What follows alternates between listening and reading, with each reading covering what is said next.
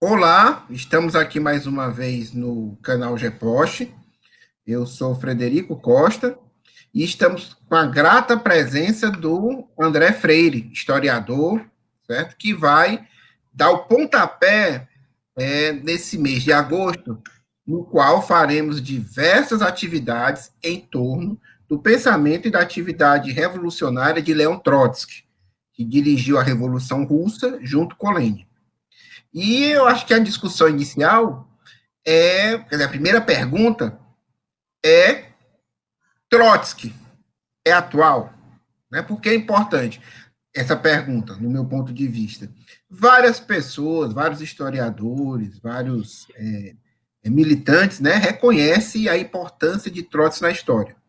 Mas algumas vezes, assim, Trotsky é passado como aquele o derrotado, ou então uma alternativa não muito diferente do stalinismo, né? Ou seja, tinha texto, né? Já li texto, disse, não, se o Stalin tivesse perdido e a perspectiva do Trotsky fosse hegemônica, ia ser pior, né? Pior ou a mesma coisa.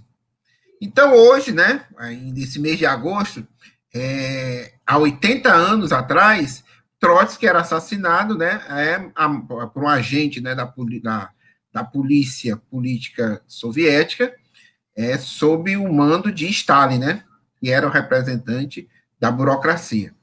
E Trotsky, o André aqui vai falar, sabe muito mais do que eu, deu contribuições que, se a gente for listar aqui, a semana, o mês todo, a gente discutindo.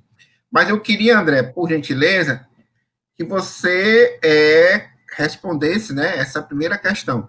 Trotsky, 2020, século XXI, ainda é atual? E por quê? Então, Fred, em primeiro lugar, queria de novo agradecer a você, agradecer aos companheiros do GPost para a oportunidade, mais uma vez, de trocar umas ideias aqui. Falamos outro dia sobre a conjuntura brasileira e agora sobre o legado do Leon Trotsky. Eu aqui na nossa conversa vou defender a atualidade do pensamento de Leon Trotsky.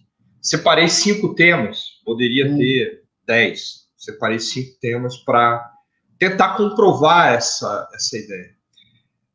Trotsky, bom, a importância você já falou, presidente do Soviet Petrogrado em 1905, um dos principais dirigentes da Revolução Russa, da Terceira Internacional, comandante do Exército Vermelho, fundador da Quarta Internacional.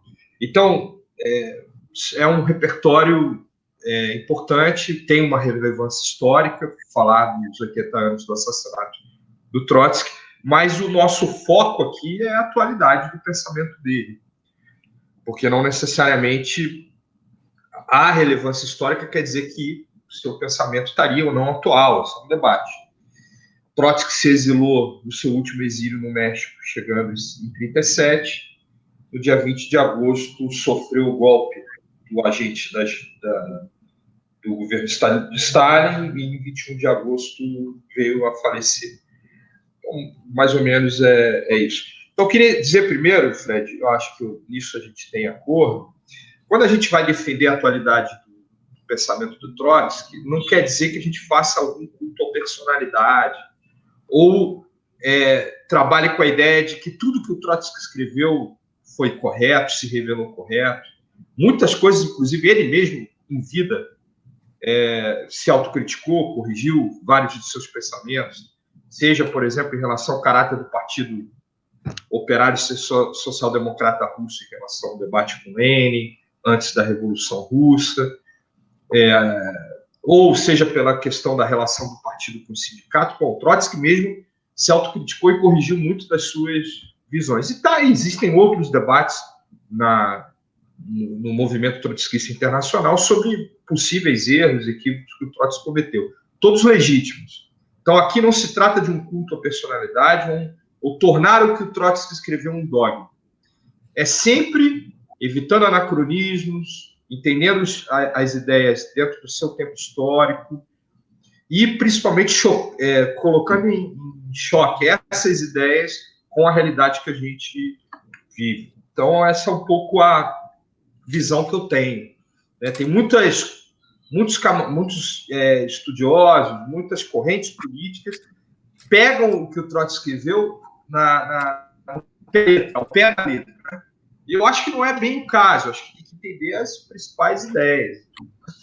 Então, queria fazer esse preâmbulo para, embora a gente vá lembrar e reivindicar, não quer dizer que a gente não critique, que a gente não atualize, busque atualizar da melhor forma que a gente tenha condição. Evidentemente, a capacidade não se compara de nenhuma das organizações que reivindicam o legado do Trotsky hoje ao que foi o dirigente que o Trotsky foi. Então, eu separei 5 pontos, tá? Que a gente poderia conversar, espero que dê tempo para falar. Primeiro, o caráter internacional da luta dos explorados e oprimidos e da própria Revolução Socialista. Foi uma grande polêmica que houve no interior do movimento comunista internacional entre a teoria do socialismo num só país e a visão internacionalista que o Trotsky tinha, né? E que os trotskistas buscam manter, muitas vezes são chamados até de internacionalistas por essa tradição. E ver se isso se comprovou ou não à luz da história, as posições do Trotsky. Segundo, a impossibilidade do capitalismo na sua fase atual em resolver questões mínimas democráticas que perduraram das revoluções burguesas, sobretudo do século XIX. Terceiro tema, a superação na elaboração da política revolucionária entre a dicotomia entre programa mínimo e programa máximo, e a elaboração do programa de transição, né, que foi votado no Congresso que fundou a Quarta Internacional. Então, se em 21 de agosto a gente lembra o assassinato do Trotsky, 2 semanas depois, no dia 3 de setembro, nós vamos lembrar os 82 anos de fundação da Quarta Internacional e quando foi definido o programa de transição. Então, esse é um terceiro tema que eu acho importante. E o quarto tema, o programa da revolução política, a luta antiburocrática nos ex-estados operários burocratizados e também nas organizações da classe trabalhadora, se isso é atual ou não. E, por último, o tema da independência de classe, de independência política da classe trabalhadora e a questão da frente única. Tá? Então, foram esses 5 temas que eu separei. Posso entrar neles, Fred? Pode, camarada. Tá? À vontade. Então, primeiro eu vou ler até aqui uma passagem do Trotsky. Eu vou tentar fazer menos isso, mas eu acho que essa é importante. Sobre o primeiro tema, o problema do caráter internacionalista. Fala Trotsky aqui. As atuais forças produtivas ultrapassaram há muito tempo as barreiras nacionais. A sociedade socialista é irrealizável nos limites nacionais. Por mais importante que sejam os sucessos econômicos de um Estado operário isolado, o programa do socialismo num só país é uma utopia pequeno-burguesa. Só uma federação europeia, em seguida mundial, de repúblicas socialistas pode abrir o caminho a uma sociedade socialista harmoniosa. Então, esse é o primeiro, acho que o primeiro tema, né? Nós sabemos que o impulso da Revolução Russa de 1917 significou a abertura de uma fase revolucionária que, evidentemente, com N conjunturas e situações diferentes, hora de avanço, hora de retrocesso, desembocou na consolidação do poder soviético. A partir daí se abriu um debate se a estratégia diante da vitória na Guerra Civil e da consolidação do poder soviético, se a estratégia era, em primeiro lugar, consolidar esse poder e lutar prioritariamente por essa consolidação, ou isso foi basicamente o que defendeu Stalin e os seus apoiadores mais próximos, ou o que defendeu Trotsky, que era entender a conquista da Revolução no Estado Nacional, na Rússia e depois na União Soviética, como uma etapa da Revolução Mundial. que essa seria a única forma de superar o capitalismo, transformar a Revolução Vitoriosa na escala nacional em uma luta revolucionária à escala internacional. Esse debate ele teve anos, né? Foi uma grande discussão ainda quando a Trotsky ainda era uma fração dentro da Terceira Internacional e do próprio partido da União Soviética. Me parece que a comprovação histórica demonstrou que, por mais avançasse, depois da Segunda Guerra, inclusive um terço da humanidade foi expropriado do capitalismo, mas que a luta contra o capitalismo era na esfera internacional e não na esfera nacional. O socialismo só pode superar, o sistema socialista só poderia superar o capitalismo se vencesse na esfera internacional. E a forma com que, inclusive, degenerou os Estados operários, a União Soviética e boa parte dos Estados operários, significa que, inclusive, a ausência de uma luta internacional foi um dos elementos fundamentais para o processo de burocratização que aconteceu no interior desses estados. Bom, hoje nós não temos praticamente estados operários, né?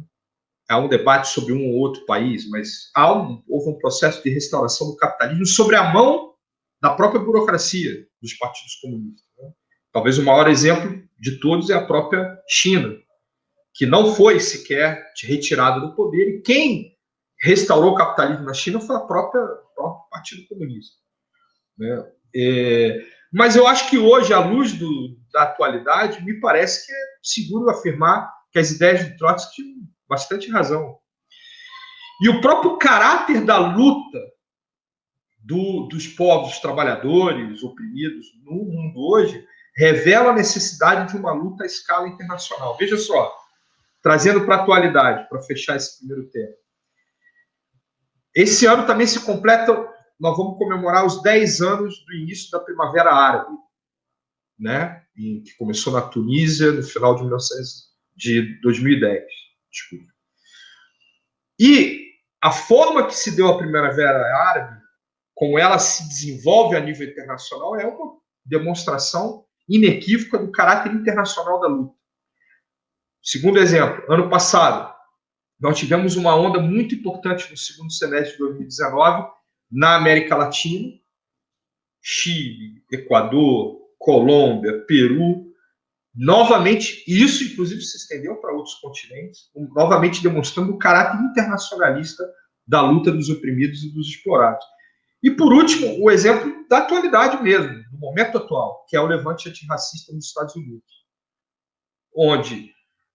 que segue em curso, inclusive se intensificando aí nos últimos dias. E a forma que isso desencadeou um rastilho de pólvora com movimentos em boa parte do mundo, inclusive aqui no Brasil, em menor escala, evidentemente, mas inclusive aqui no Brasil, e principalmente na Europa, Reino Unido, França, mostra que a necessidade de articular internacionalmente a luta revolucionária. Então, me parece que esse debate sobre o caráter internacional da luta pelo socialismo e da luta mais geral dos explorados e oprimidos é uma atualidade do pensamento de Leon Trotsky. Se quiser comentar, está aberto. Podemos passar também para o segundo. Você diz aí, Fred. Seguimos? Eu vou só para falar do próximo tópico, né? Essa questão do internacionalismo é isso mesmo, né? Inclusive, o internacionalismo dos explorados e oprimidos é a única forma de deter o internacionalismo do capital, né? Porque a gente vê também que a reação mundial, a gente vê, por exemplo, a forma de domínio da burguesia de utilizar a extrema-direita também é internacional, né?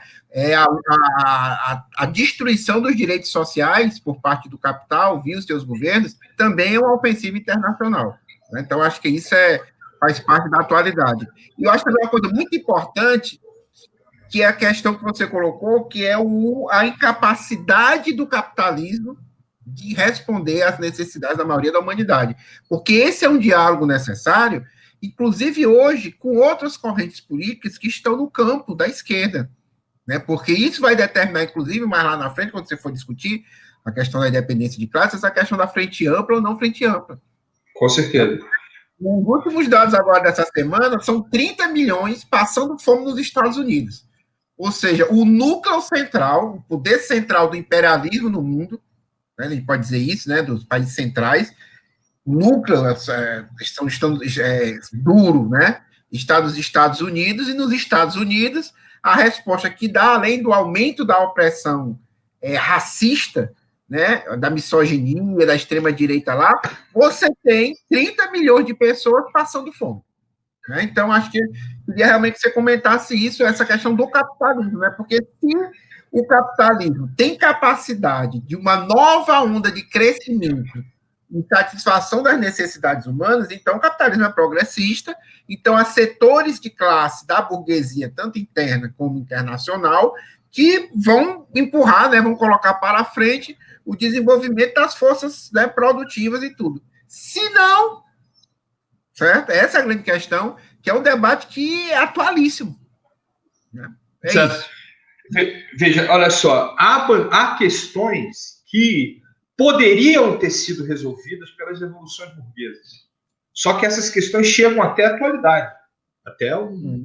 Uma das questões é o problema da opressão racial aos imigrantes, o problema da violência contra as mulheres, aos homossexuais, a questão do meio ambiente, a questão da saúde pública. Estamos em tempo de pandemia, que é outra demonstração do caráter internacional da crise capitalista. Né? A própria pandemia, hoje já estamos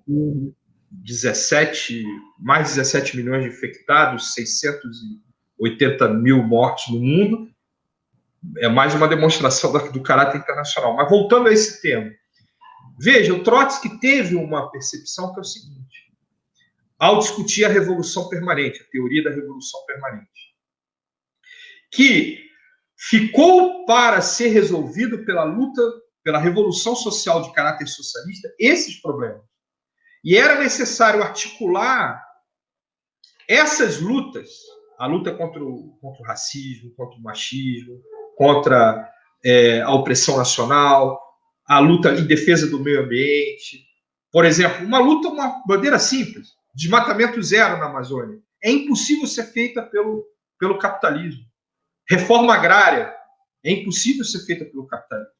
Então, na teoria da revolução permanente, Trotsky, além de colocar o caráter internacional da luta pela revolução socialista, coloca a necessidade da combinação entre resolver os problemas mais sentidos e mínimos e democráticos dos povos com a necessidade da revolução social. Essa talvez seja um dos pilares fundamentais da teoria da revolução permanente, que é talvez dos principais pressupostos que Trotsky trouxe desde o Marx e desenvolveu a partir da Revolução Russa, da visão que ele tinha da Revolução Russa. Afinal, a Revolução Russa também quebrou vários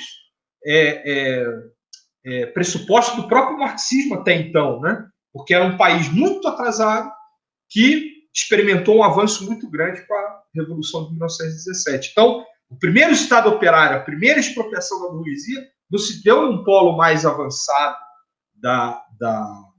do capitalismo internacional. Não foi na Alemanha, por exemplo, que é o que muitas vezes se esperava no marxismo. Foi na Rússia. Então, demonstrando que essas etapas, o fator tempo, ele pode ser acelerado pelos processos históricos e pela intervenção dos revolucionários, das organizações revolucionárias. Então, aqui é uma outra coisa muito atual do pensamento do Trotsky. O capitalismo não vai solucionar problemas mínimos e democráticos como estão colocados hoje. Então, os trabalhadores negros e também os que não são negros estão nas ruas dos Estados Unidos apoiando a luta contra o racismo, já começam a perceber que é impossível resolver o problema do racismo sem abalar as estruturas fundamentais dos Estados Unidos. A polícia, o governo, as forças armadas, o problema social, o problema do desemprego. Então, tudo isso está articulado na necessidade de que os explorados e oprimidos lutem pelo poder, porque só assim poderão resolver os problemas mais sentidos.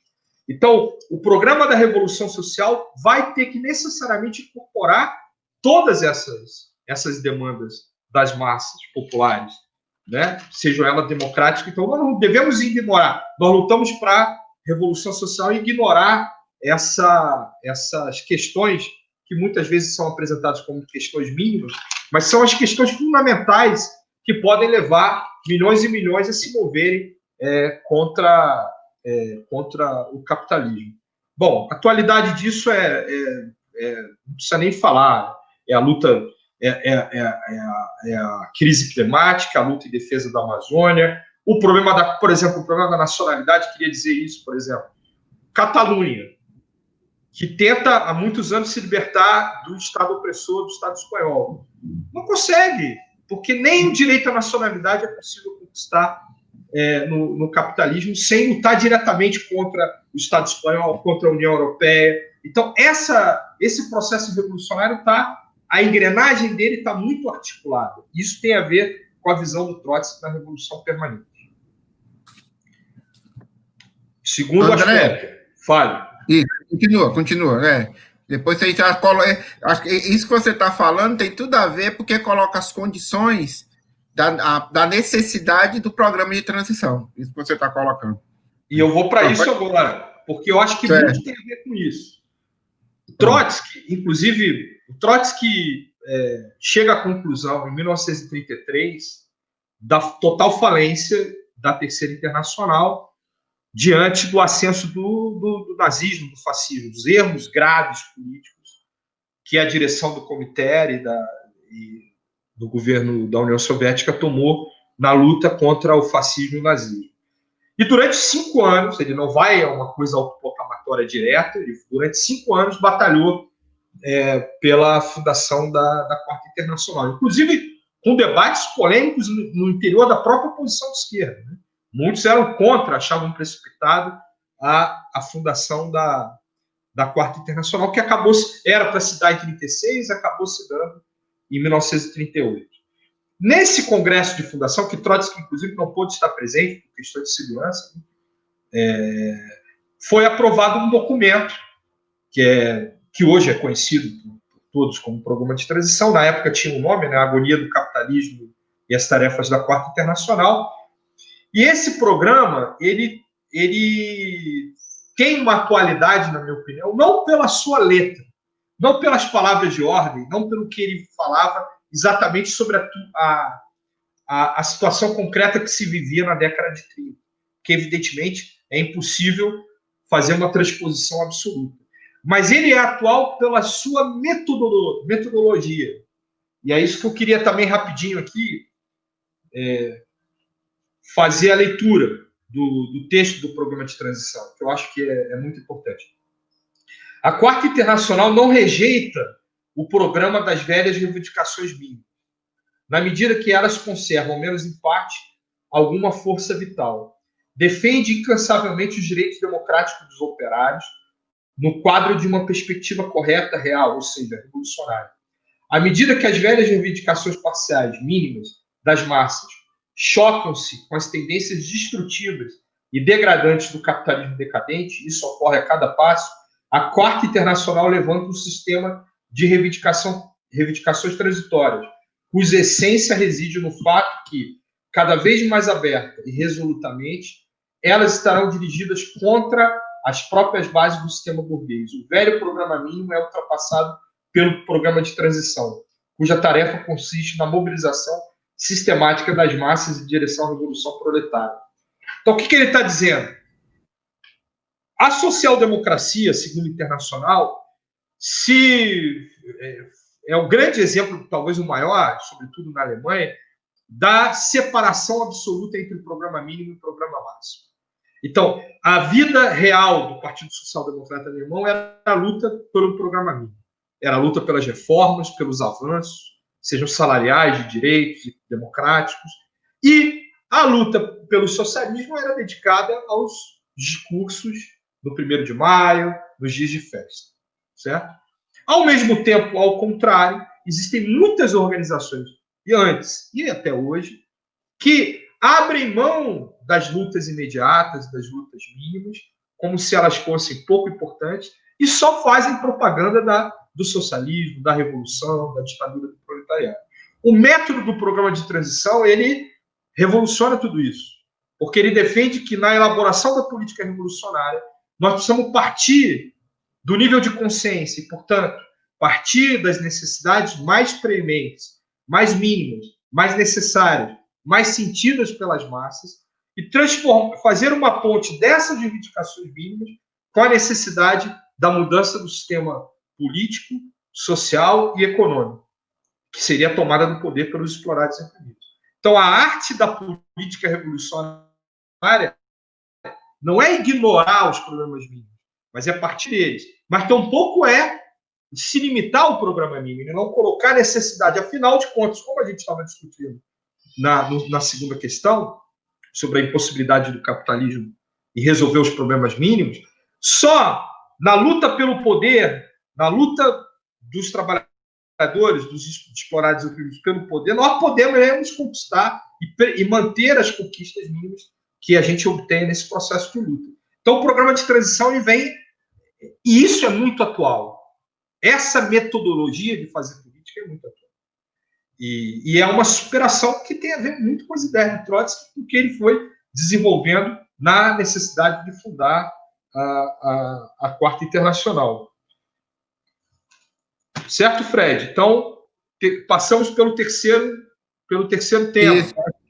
que é a Eu questão... acho que isso é... Isso. Eu acho isso atualíssimo, porque é um problema muito grande. É tipo aquilo, eu sou contra o regime salarial, porque o regime salarial reproduz o capital. Logo, olha o pensamento do lado esquerdo. Logo, eu sou contra lutar pelo aumento de salário. Né? Acontece isso muitas vezes. Né? Ou então o contrário. Olha, se não tiver aumento de salário, a gente não vai melhorar de vida e não vai aumentar o nível de consciência. Então, nós vamos discutir essa questão de fazer propaganda do socialismo, lutar contra a burguesia, que é o outro lado. Né? E isso se revela, por exemplo, nessa questão da luta contra a destruição da natureza, né, da luta em defesa dos direitos dos LGBT, da educação. Né? Quem milita nesse movimento, por exemplo, eu milito no movimento, eu sou da direção do sindicato dos docentes da minha universidade. Né? E às vezes a gente discute isso, quer dizer, ó, eu tenho que defender que tenha aula, eu tenho que defender melhores condições contra a precarização.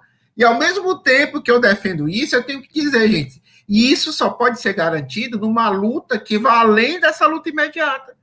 A gente tem que se unir, né? Nós não vamos ter universidade pública e gratuita sem ter reforma agrária. Não vamos ter universidade pública e gratuita sem ter direitos garantidos para as mulheres, para os LGBTs, né, e para outra pauta de luta, né? E tem uma outra questão, que essa é uma discussão mais teórica, né, com os setores herdeiros do stalinismo, que faz a seguinte discussão. Olha, se a democratização, vamos dizer assim, dos serviços públicos é uma pauta que foi feita pelas burguesias dos países centrais, então, já que é uma pauta burguesa, vamos fazer aliança com a burguesia. Né? Então, eu queria que você só destacasse essa questão. O problema da profundidade e da atualidade da tese da teoria da revolução permanente é justamente isso, é dizer o seguinte: era uma bandeira burguesa da revolução, mas a burguesia foi incapaz, porque é covarde, a concretizar isso. Porque para no meio do caminho, como parou os girondinos na Revolução Francesa, e teve que ser a pequena burguesia, os jacobinos, que fossem até o final. Então, esse substituísmo histórico, que era uma bandeira burguesa, mas eles não conseguiram até o fim, e a pequena burguesia foi até o fim, que o Marx diz, olha, agora é a classe trabalhadora. Nós não vamos ficar atados até o fim na aliança com a burguesia. Podemos fazer luta juntos? Até podemos. Mas com independência política e com um programa de avançado. E é isso que o Trotsky traz. Não é uma invenção. A Revolução Permanente não é uma invenção do Trotsky. Ele pega lá do Marx, carta da Liga dos Comunistas, e desenvolve. E eu acho que isso é brilhante. É brilhante. Porque, por exemplo, se nós estamos nos Estados Unidos hoje, em Oregon ou em Seattle, o que nós vamos dizer para os negros, a juventude negra que está na rua, que lutar pela vida não é importante? Não. Agora, se eles querem defender a vida, vidas negras importam, e nós concordamos, e é muito progressivo isso, é necessário mexer nos alicerces da sociedade norte-americana, no sistema prisional, né? 25% dos presos do mundo inteiro estão nos Estados Unidos, e a esmagadora maioria são negros. Mexer na questão do sistema de saúde, que não existe no público, que não existe nos Estados Unidos. Mexer na agenda econômica dos governos, sejam eles republicanos, sejam eles democratas, porque não muda em essência, certo? Então, esse exercício de partir das questões mais sentidas e mínimas e levar até questionar o Estado burguês é a essência do programa de transição. E a aliança de classe fundamental para fazer isso é a aliança com os trabalhadores e seus aliados, os explorados, oprimidos. Acho até que tem que atualizar essa questão do sujeito, hein, Fred? Do sujeito social. Eu acho que merece uma atualização, porque nos textos do Trotsky e também do Lenin e da Terceira Internacional, fundamentalmente se falava do movimento operário, por causa das características da época. Hoje, a aliança proletária, o proletariado, precisa ser entendido numa morfologia, numa composição mais alargada. Porque, poxa, o que são os negros que estão na rua hoje nos Estados Unidos? Não são trabalhadores? Não são jovens trabalhadores? Não são filhos da classe trabalhadora? A maioria do movimento feminista hoje não é de maioria da classe trabalhadora? Claro, existem movimentos feministas burgueses, existe uma elite negra nos Estados Unidos burguesa, mas não é isso que está se movimentando.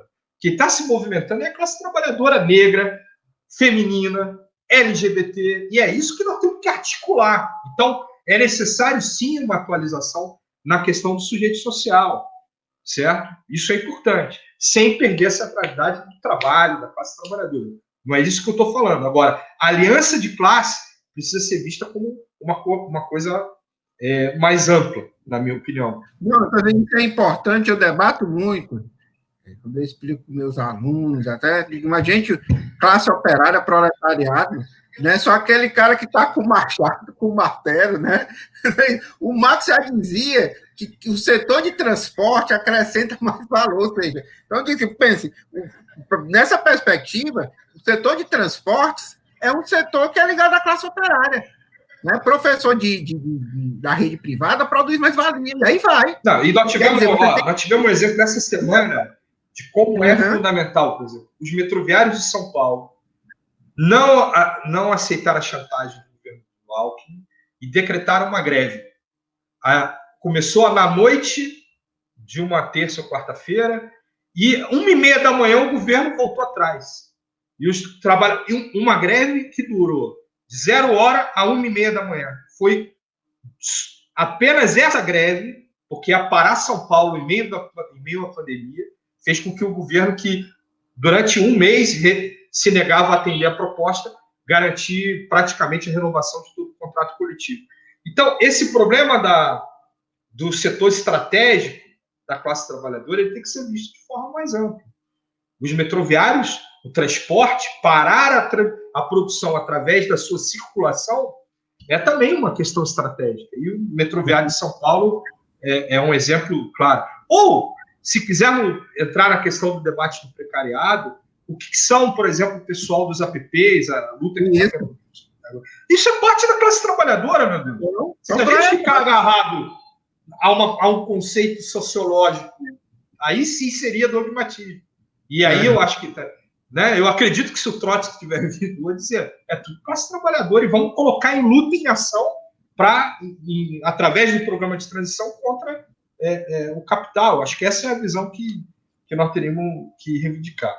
Exatamente. Vamos lá para a questão da revolução política.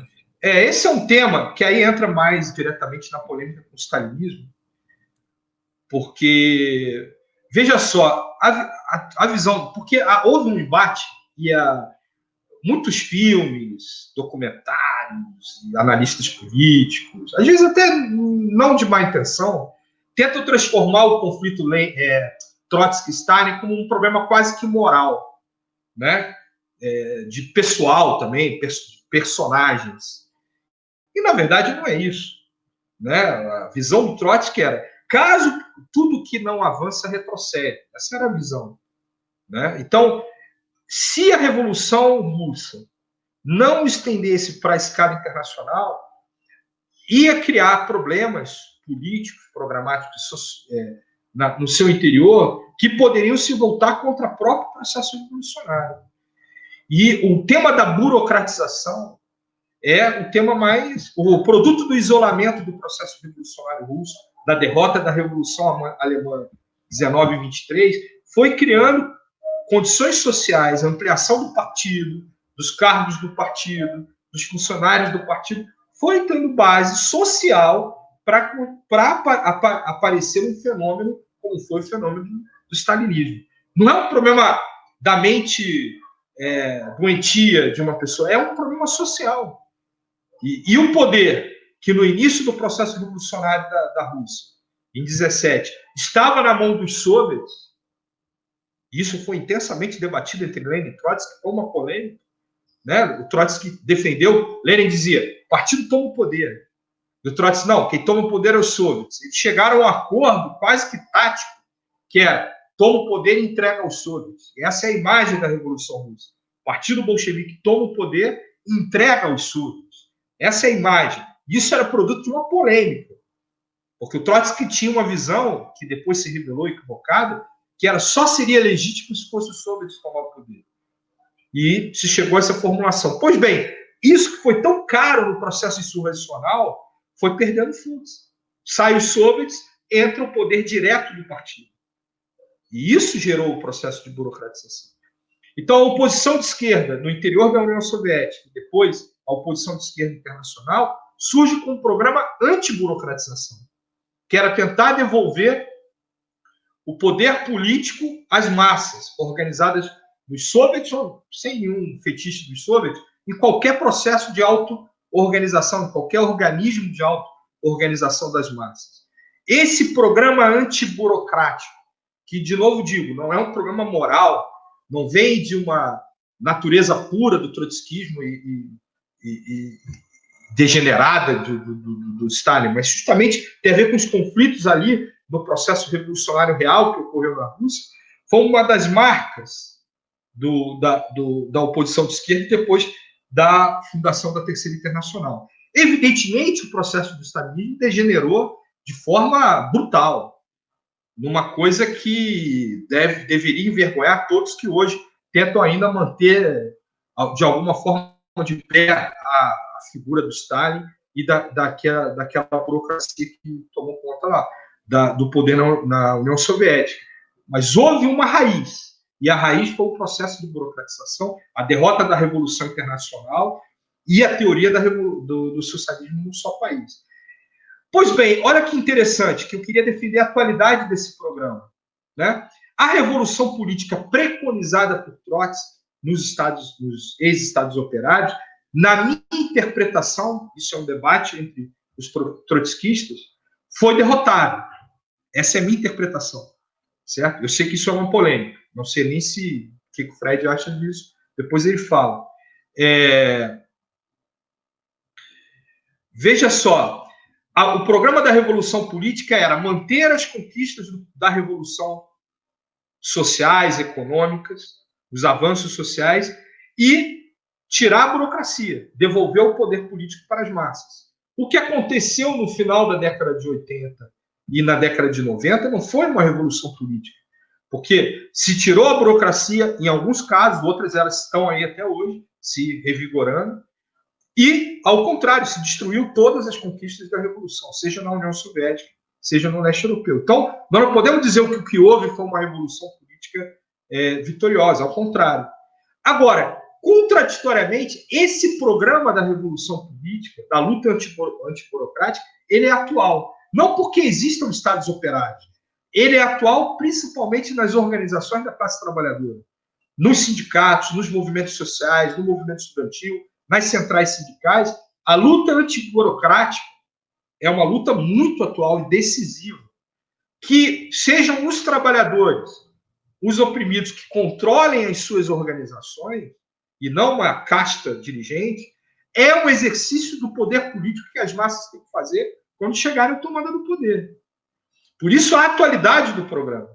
Por isso nós temos que nos identificar quando atuamos nos sindicatos, como atuamos em qualquer movimento social, por construir a democracia dos trabalhadores, pela base, com auto-organização pelo local de trabalho, pelo local de moradia, pelo local de estudo. Então, esse programa, essa visão de democracia operária, de luta antiburocrática, é muito atual. É um dos temas mais atuais do programa trotskista, na minha opinião. Diz aí, Fred. André, uma pergunta a você, sua opinião. Sim. Você acha que a derrota dos setores antiburocráticos da União Soviética já estava inscrita ou foi uma derrota política? Acho que isso é muito importante. Aqui nós entramos num debate... Você é historiador, porque eu abri um debate aí com colegas professores, que eles disseram que a Revolução Russa não era socialista, e depois disseram que era inevitável a derrota, né? Que era uma coisa que estava escrita. Eu discordo dessa posição. Tem um texto do Pierre Broet, tem um livro muito bom, que é Comunistas contra Stalin. E tem um bilhete do Stalin para o Molotov, que ele diz assim, no auge da tensão, já era, acho que era 27 por aí, a oposição unificada, né, o Trotsky, o Zinoviev, o Kamenev, ele dizia assim, olha, e nós temos que tomar uma decisão. Ou a gente começa daqui para frente, ou então a gente tem que voltar ao partido de 17. Olha só. Então ele tinha consciência, né? Então, quer dizer, uma luta perdeu, mas que já tivesse escrito, eu acho o determinismo muito grande, né? E eu acho que você falou, acho que a essência da oposição de esquerda, né? A essência não tinha só o Trotsky, os chamados bolcheviques-leninistas, né? Era um setor, era o mais combativo, mais organizado, mas tinha os centralistas democráticos, tinha o pessoal com os antigos membros da oposição operária, e outros grupos, né? Velhos bolcheviques, né? Que também combatiam isso. Então, acho que isso é muito importante, porque o núcleo central que vem do Marx, do Engels, do Lenin, era a confiança na auto-organização dos trabalhadores, né? Que o stalinismo deu o exemplo de não confiar na auto-organização dos trabalhadores. E é uma coisa que é para hoje, é para agora, para os nossos sindicatos, para os nossos centros acadêmicos, para os nossos movimentos sociais. Eu acho que a herança do pensamento do Trotsky, né? Que dá continuidade ao pensamento original do Marx e do Lenin, é uma confiança mesmo, né? Que da auto-organização dos trabalhadores, das trabalhadoras. Eu acho que essa é uma bandeira nossa que é muito cara, né? Porque sempre, quando se tem uma tentativa burocrática, há um atalho, né? E os atalhos são perigosos. É isso, né? Eu acho que um marxismo do século XXI, que queira de fato ser útil para a classe trabalhadora, ele tem que se afastar de ideias deterministas. Acho que isso tem no marxismo bastante, mas eu acho que nós temos que buscar nos afastar. Veja, a própria Revolução Russa, a existência da Revolução Russa não pode ser entendida fora do que foi a intervenção do Partido Bolchevique, dos seus acertos políticos, da sua vinculação com a luta do povo russo, dos trabalhadores. Não aconteceria se não houvesse ali o Partido Bolchevique. Então, portanto, não estava determinado. Ao contrário, toda a determinação da época era que jamais aconteceria na Rússia. Logo na Rússia, o modelo do atraso da Europa. E por que aconteceu? Porque existiram homens e mulheres em um programa que fizeram acontecer. Se apoiaram nas mobilizações. Isso é uma parte. O Lenin era tido como herético. O ortodoxo eram os mencheviques. O Lenin era um doido. Deus é para esse cara lá na lista. Ou seja, ele pegou o fio da história, o Trotsky também, né? Mas os caras diziam, pô, atrasada a Rússia é a burguesia, tem que estar com a burguesia, porque historicamente é o determinismo, né? Mas o Lenin disse, ó, por isso que a revolução estoura na Rússia, porque a luta de classe estava mais acirrada. Né? Se fosse utilizar um mecanismo determinista das forças produtivas, por exemplo, deixando de lado a luta de classe, era para ser na Alemanha. Mas não tinha partido organizado, o ritmo, essas coisas todas. Então, isso é. Mas isso, a história do século XX mostrou. China, Cuba, os elos mais fracos podem, justamente por serem os elos mais fracos do sistema capitalista, podem eles aí romper a cadeia e avançar. E por isso a teoria da revolução permanente é tão profunda e atual.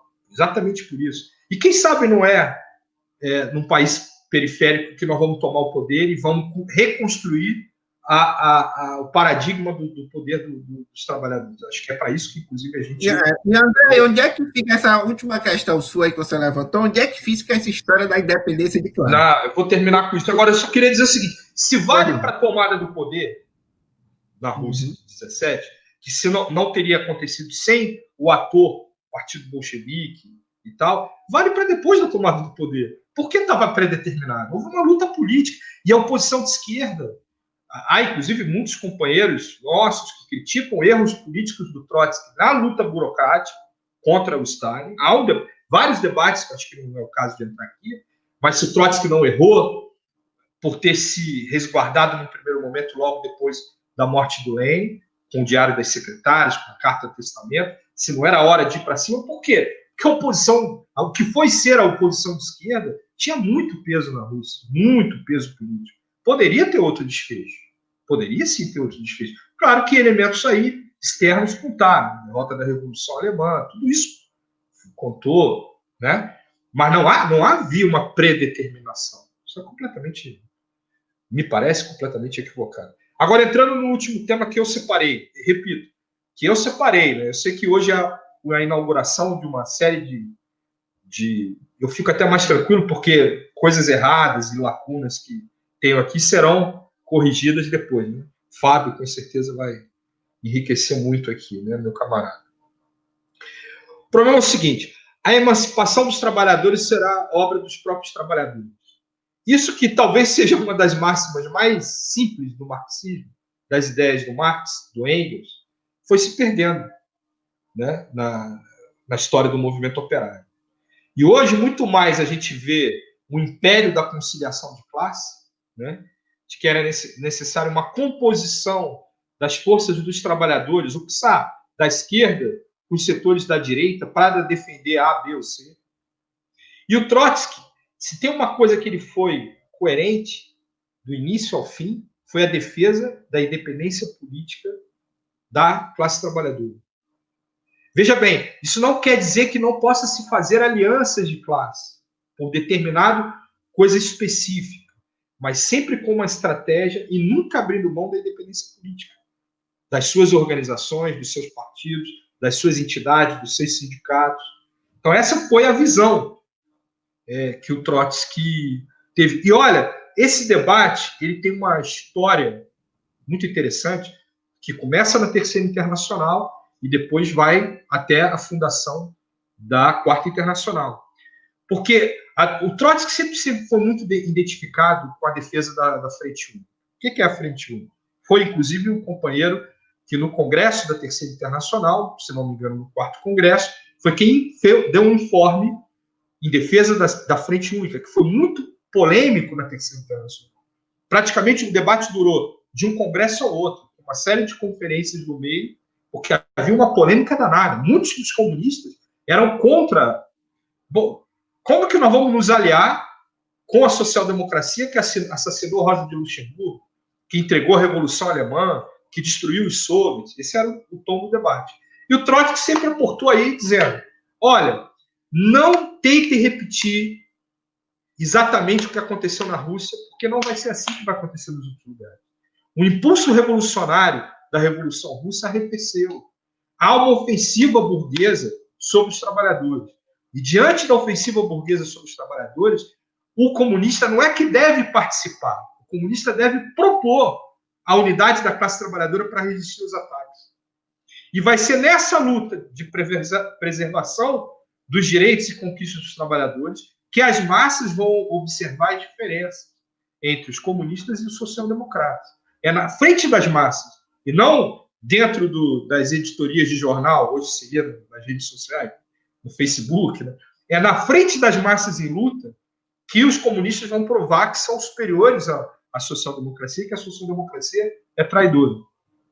Essa é a visão da Frente Única, aprovada no Congresso da Terceira Internacional. É uma coisa polêmica até hoje. Tem polêmica pela direita, tem pela esquerda, tem para você quiser.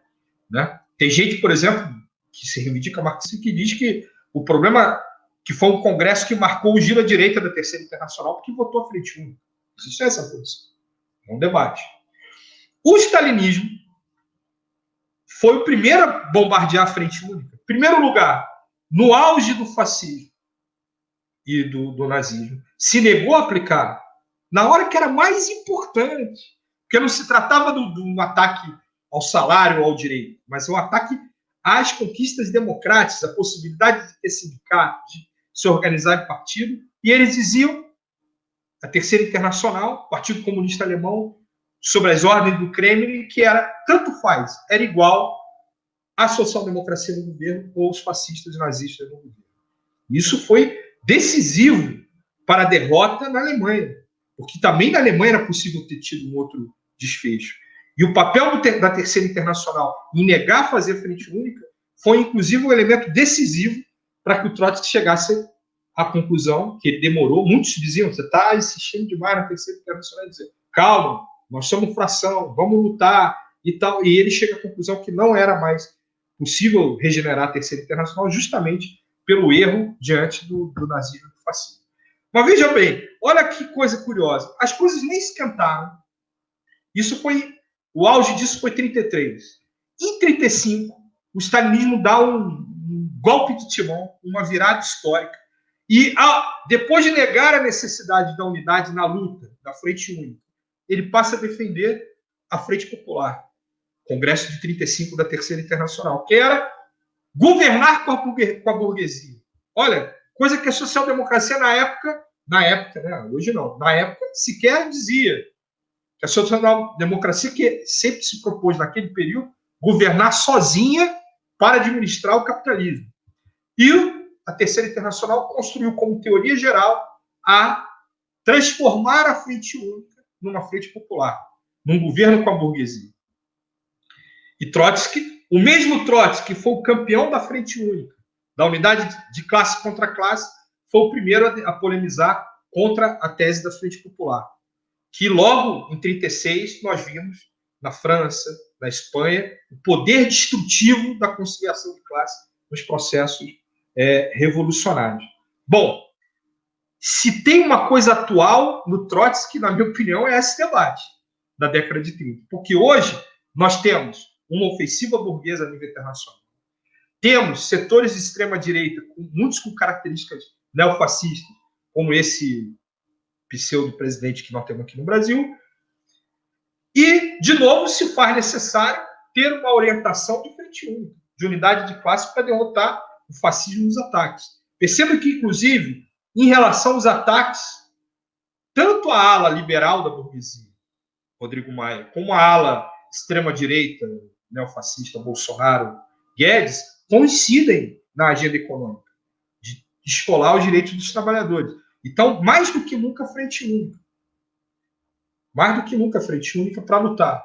Por isso é muito importante e atual as teses da frente única. Que igual, não é do Trotsky? Não, mas o Trotsky foi quem foi desenvolvendo isso até o final. E cuidado, porque, novamente, entre a necessidade da frente única, há o debate sobre transformar a frente única em frente popular. Ou frente ampla, como queiram chamar, né? Por quê? Porque agora descobriram que, para derrotar o fascismo, só tem um caminho, se unir com a burguesia. E ao contrário, porque não há nenhuma contradição absoluta e fundamental.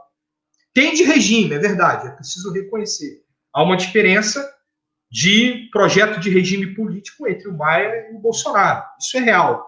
Agora, do ponto de vista estrutural, do projeto de país, da agenda econômica e social, não há grande diferença. E por isso é necessário dar essa luta. Também contra a burguesia de conjunto. É importante ter um exemplo histórico, que eu termino com isso, que também tem muito a ver com Trotsky, morreu em 40, não pôde desenvolver. Mas veja, o mesmo Estados Unidos que lutou na guerra contra o eixo Alemanha, Itália, Japão, porque, evidentemente, Hitler queria dominar toda a Europa e o mundo todo, não havia outro caminho senão uma luta. E demorou, né? Foi entrar na guerra já em 42, nos Estados Unidos. Esse mesmo Estados Unidos, que dizia que lutava contra o fascismo, não teve nenhum problema, por exemplo, de se aliar com o governo franquista, com o governo do Franco no Estado espanhol. O Franco, ajudado pelo Império Alemão, ajudado por Hitler, derrota a Revolução Espanhola em 37, fica no poder até 74, 75. É nitidamente um regime fascista. Não tem como não dizer que não era um regime fascista, o franquismo na Espanha. Tem aí vários programas sérios e tudo que falam sobre isso hoje. E se conviveu muito bem com o governo do Franco. Em 55, a Espanha entrou na Organização das Nações Unidas. A Espanha foi aliada dos Estados Unidos na Guerra Fria contra a União Soviética. E era um governo fascista. Então, essa contraposição absoluta, na minha opinião, não se comprova historicamente. Então, o movimento operário, os socialistas, podem fazer pactos pontuais de ação para derrotar o fascismo. Agora, incompatibilidade absoluta não tem. É necessário uma estratégia de classe contra classe. Eu acho que isso é bastante atual do pensamento do Trotsky. André, e o que é que garante a independência de classe? É uma questão muito importante isso, né? Porque tem gente aí que defende a independência de classe, não sei o que mais lá, Lula não sei o que, conciliador de classe, que é verdade era, mas deve estar defendendo agora a aliança com o Ciro Gomes. Eu entendo, vou dar a minha opinião. O que garante a independência de classe é o programa, né? Eu acho que o núcleo do programa hoje é a defesa da vida das massas contra o lucro, cara. Em cima disso, você tem um conjunto de bandeiras. Agora, você dizer que você defende a independência de classe, fazendo aliança, fazendo programa, fazendo live com Ciro Gomes. Eu digo assim o Ciro Gomes porque eu tanto conheço o Ciro Gomes porque ele é um paulista, mas nada contra os paulistas, mas é aqui para o Ceará. Então eu conheço a oligarquia de Ciro Gomes, muito tempo, certo? E é uma coisa que está dizendo aí que o Ciro Gomes é o campeão, né, de uma política realmente antifascista. Então, como é que você percebe? A independência política é garantida, em primeiro lugar, por manter e aprofundar e fortalecer as organizações da classe trabalhadora. Que elas não deixem de existir, elas não deixem de se colocar, não baixem suas bandeiras. Em primeiro lugar, é isso. Eu acho que a esquerda brasileira, os movimentos sociais brasileiros, isso a gente conversou lá naquele dia lá da conjuntura, ela não são setores que não têm peso na sociedade brasileira, que precisem ser o vagãozinho último de uma aliança com a burguesia liberal. Não. Eu acho que tem luta política a ser feita. E luta política de classe e luta também eleitoral. Então, se eu tenho uma estratégia que os trabalhadores governem, se essa é a minha estratégia, eu preciso reproduzir essa estratégia numa política, tanto para o movimento de massa, como também para o processo eleitoral. Tá? Então, embora eleições é um outro quesito, tá? Não tem a ver diretamente com a Frente Única, embora a Frente Única pode ser um elemento para você elaborar uma tática eleitoral. Por exemplo, Recife hoje. Tá? Vou dar um exemplo de Recife para não dar de Fortaleza, para não criar polêmica, eu não quero criar polêmica. O pessoal de Recife tomou uma decisão, certo? Que foi abdicar de ter o candidato a prefeito e chamar o PT a romper sua aliança com o PSB e encabeçar uma frente de esquerda. Acho que isso é progressivo. A Marília Reis, candidata a prefeita, e o PSOL de vice. Essa é a posição do PSOL. Curioso que o Freixo, essa semana, infelizmente, fez uma live com o candidato a prefeito do PSB. O Freixo foi bater um papo com a musa do golpe de Estado. Então, entendeu? Já apontava, porque é para onde leva. Assim, às vezes, quando eu dialogo com as pessoas, a gente que tem um referencial do marxismo, não é uma questão moral, não estamos atacando a pessoa. Tem nada, aliás, eu acho ele resistente. O cara foi ameaçado de morte, não tem um problema nenhum com o Freixo. O problema é que é a lógica da política que ele defende. Eu votei nele aí no Congresso Foco, aí, como os melhores deputados. Acabei de votar. Foi ontem, né, o último dia deles. Não, mas então o que eu estou dizendo? Você tem que tentar reproduzir na sua tática, seja para o movimento para a eleição, E o Trotsky tem uma parte de um outro livro muito importante, que é a Revolução e Contra-Revolução na Alemanha, que são uma coletânea de artigos, que ele fala Frente Única como estratégia de poder. É um box lá, um dos pontos lá do livro, de um dos artigos do livro. E eu acho que é isso, nós temos que reproduzir isso. Não quer dizer que tem que sair junto. Aí entra as regras eleitorais, tem primeiro e segundo turno, tem o fato de que proibiram a coligação proporcional, e isso incide nos partidos. Tudo isso, o Lenin já mostrou isso quando discutia as eleições nas Dumas, né, ainda antes da Revolução, no czarismo, que as eleições têm suas próprias regras. Quem quer intervir em eleição tem que saber as regras da eleição. Então, não venha... Né? Então, Agora, o que eu estou querendo dizer, não pode ser que organizações que reivindicam o socialismo, que eu respeito, e defendem o poder dos trabalhadores, se neguem, por exemplo, a fazer alianças com o PT, hipótese nenhuma, está proibido, e andam por aí passeando com Ciro Gomes. Eu acho incoerência, sinceramente. É uma incoerência. Eu prefiro, fazendo todas as polêmicas, e nós não deixamos de fazer as polêmicas, com a direção do PT, com a direção do PCdoB, tentar expressar, seja no primeiro ou mesmo que seja no segundo turno, essa aliança de classe. Por quê? Porque não é que nós vamos resolver os problemas com uma eleição, ainda mais municipal. Não é isso. Mas isso vai construindo uma consciência de que os trabalhadores têm que governar, que são suas organizações que têm que governar. Então tem um poder pedagógico. Por isso que o núcleo central da nossa política é a frente única, e não a unidade com a burguesia. Porque ela tem a ver com a estratégia. Se a minha estratégia é governar com a burguesia, beleza, frente ampla. Está ótimo. Está dentro da minha estratégia. A tática coerente com a estratégia. Se eu defendo um governo dos trabalhadores e do povo, a tática tem que estar coerente com isso, que é unificar os de baixo, os 99%, a classe trabalhadora, os negros. Essa é a nossa aliança. E eu acho que Trotsky foi decisivo nesse debate, ali na década de 30, e isso é muito atual. Então, embora o termo trotskismo foi inventado pelo stalinismo contra a oposição de esquerda, eu me orgulho muito, o Fred, eu tenho certeza que você também, de me dizer que sou, sim, trotskista. Reivindico esse legado, porque reivindico o fundamental do seu programa, que passou a prova da realidade. Não quer dizer que venceu ou perdeu.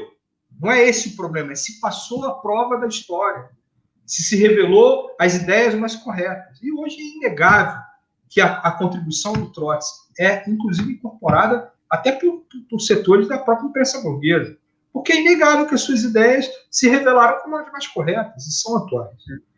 E eu acho que esses 80 anos de assassinato, a importância de lembrar, repito, voltando ao início, não é ficar cultuando a personalidade do Trotsky, é valorizar esses aspectos, essas ideias que, na nossa opinião, são atuais. Né? André, você acha que colocou o essencial.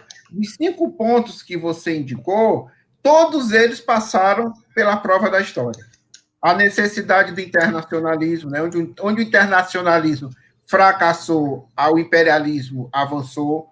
A questão da incapacidade do capitalismo, da incapacidade da própria burguesia de defender as suas bandeiras burguesas, foi demonstrado historicamente.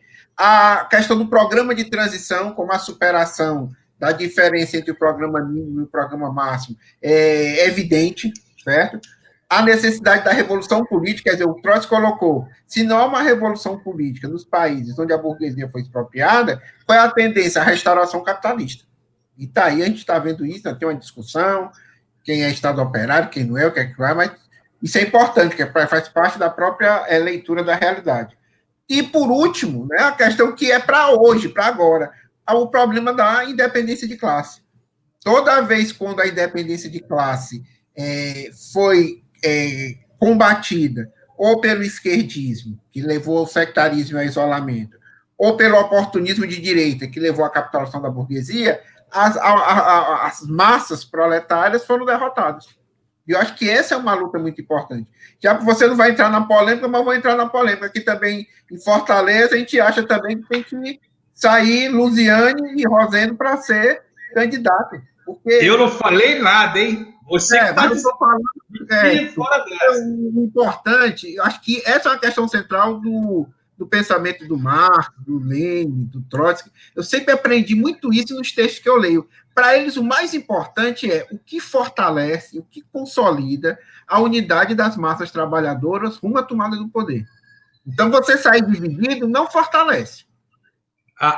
Uma prefeitura da Lusiânia com o Rosseno de vice, rapaz, ia abrir um debate na sociedade. Muito bom, incrível. Muito bom. Inclusive sobre os limites. Inclusive sobre os limites da prefeitura. Eu vou entrar aqui. Isso. Depois vai fazer outro debate, assim, quando for mais adiante, depois desse mês de agosto, dessas caracterizações. Eu gosto muito do Lenin, porque o Lenin tinha uma vivência, ele caracterizava as diversas correntes políticas. Então, o Lenin nunca se furtou, fez aliança com a democracia pequeno-burguesa, fazia aliança com os liberais, mas sempre ele dizia, e isso é com fundamento no avanço da luta de classe do proletariado. Né? Acho que são textos que a gente tem que divulgar, debater, né? Tanto contra os sectários quanto contra os oportunistas. Mas continue aí. Não, eu vou entrar aqui, ó, porque está acabando a minha bateria. Vou sair. Como é que sai disso? Peraí, Fred, deixa eu fazer.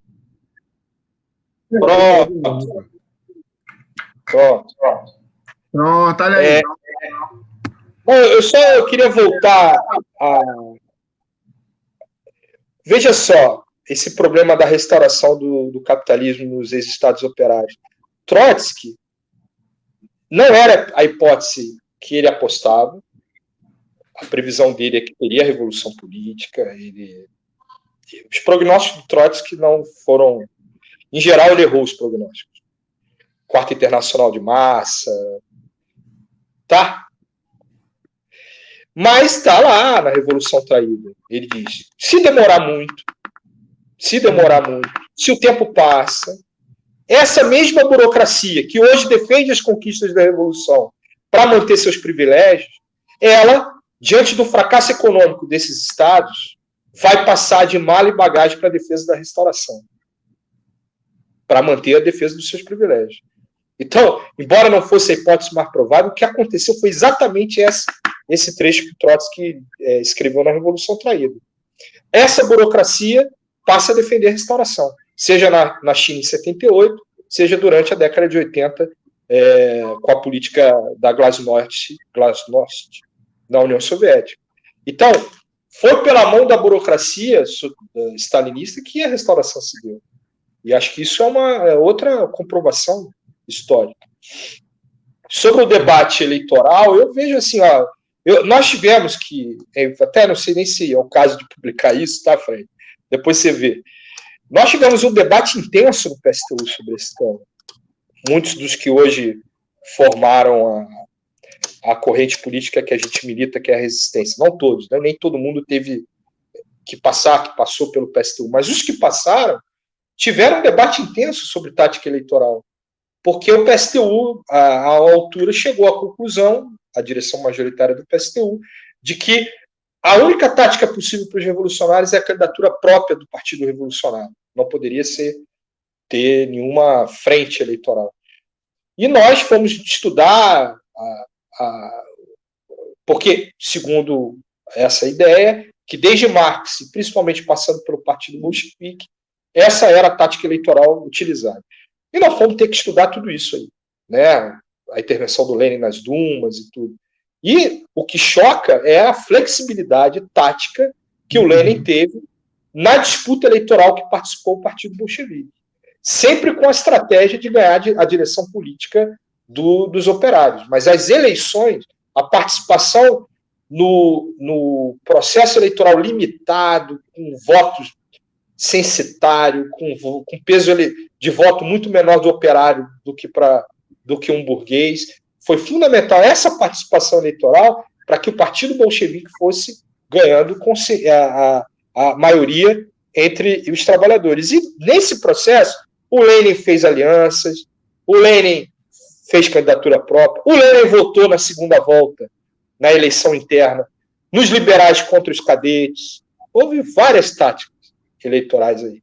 Isso não está errado. O problema é se a tua estratégia está preservada. Se você não abre mão da estratégia. Penso assim. O que houve aí? Caiu, Fred? Não, tô aqui, tá ouvindo? Tô ouvindo. Então, só para mim, tática eleitoral é tática. O problema, o que se deve pedir de uma tática é se ela está coerente com a tua estratégia, da onde você quer chegar. Na minha opinião, a esquerda fazer aliança com Ciro Gomes, não consigo perceber que coerência tem para um projeto de esquerda isso. Não consigo. Talvez seja burrice minha. Talvez um dia foi lançado pela Boitempo, está nas obras completas do Lênin e acho nas obras escolhidas em 12 tomos. Mas foi lançado pela Boitempo esse texto aqui, Democracia e Luta de Classes, onde tem um texto do Lênin, Democracia Operária e Democracia Burguesa, que o Lênin vai colocar como é que ele apoiou os liberais, quais eram os princípios, né? E os mencheviques que eram os mais, com discursos sectários, eram os mais oportunistas, e o Lênin demonstra isso. Então, André, é isso mesmo, acho que foi excelente, eu quero agradecer pela sua exposição. Como eu que agradeço. Questões importantíssimas, né, históricas, e o que é essencial para a gente que nós somos, vamos dizer assim, a gente tenta ser, né, marxista militante, né? Não é só um resgate histórico, né? É discutir as ideias do Trotsky, as conquistas programáticas do Trotsky, e em confronto tanto com a realidade da época como com a atualidade, né? Eu acho que pelo que você expõe, né, Trotsky hoje é atual. Eu acho que esse é o resultado. Se você me permitir, eu queria fazer dois convites rápidos. Pode, eu vou falar. No canal do YouTube do Esquerda Online, certo? Tem dois vídeos, um com Valério Arcari, que ele discute a atualidade do pensamento do Trotsky e a Revolução Permanente. Muito bom, excelente. Espero que o Valério venha aí nos debates. E um outro sobre o programa de transição com o Michel Louvi. Também. Certo? Então, são dois. Inclusive, eu assisti esses vídeos, muito do que eu falei aqui está baseado até nesses vídeos que eu assisti. Acho que foram dois momentos excelentes aí desse processo que eu acho que não termina, que é o resgate do Trotsky como dirigente revolucionário, né? Muito caluniado. Até a Netflix agora resolveu, né, fazer Então, a defesa do legado do Trotsky é permanente, nunca vai acabar, né? E esses 80 anos tem que servir também para isso, para formar ideologicamente a militância e para defender essas ideias atuais aí. Muito obrigado ao GPOST, ao Fred, aos companheiros. Tá bom? Tamo junto na luta aí. Fora Bolsonaro. É isso aí, companheiro. Fora Bolsonaro. Pronto. Um abração, hein? Um abração. Pronto,